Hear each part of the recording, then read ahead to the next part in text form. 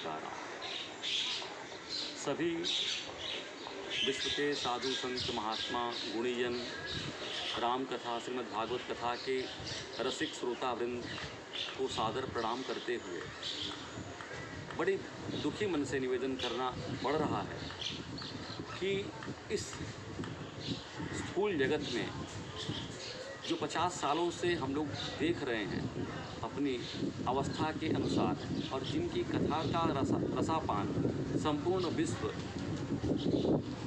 तीनों आयामों में उनकी कथा का श्रवण कर चुका है, ऐसे हम लोग के संत जनप्रिय, जिनको गोस्वामी तुलसीदास जी के शब्दों में कहा जाए तो बालक जो पाले हैं कृपाल मुनि सिद्धता को, जाके ही हुलसती हाँक हनुमान की।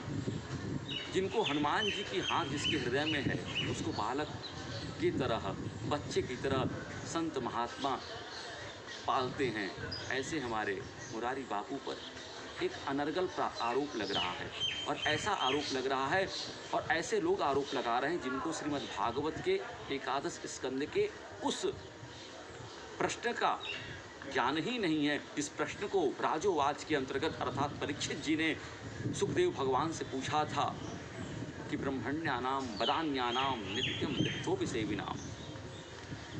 इस प्रश्न को लेकर अरे यदुवंशी तो नित्य ब्राह्मणों की सेवा करने वाले, वृद्धों की सेवा करने वाले, और उनको भी शाप लग गया।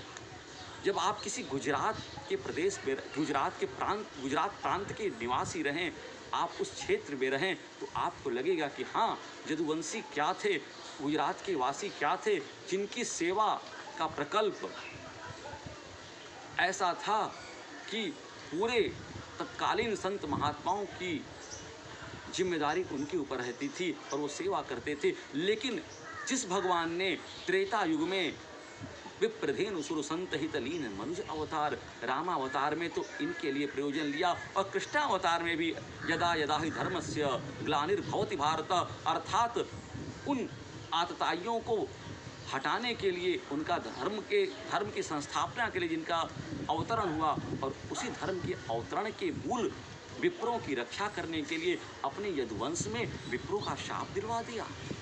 व्यक्तिगत रूप से सचमुच हमारे घर में हमारा ही मुखिया जो हमको सिखा रहा है कि विप्रों की सेवा करो, वृद्धों की सेवा करो, और उन्हीं के द्वारा हमको शाप दिलवा दिया। तो जब बापू राम कथा के माध्यम से ये निवेदन कर रहे थे विंध्यवासिनी क्षेत्र में, तो भगवती के साथ साथ कृष्ण का साक्षात्कार हो रहा था। वो अपने आराध्य कृष्ण से उलाहना दे रहे थे। उस उलाहना को देखकर हमारे मन में क्या क्या वितंडा हो रहा है,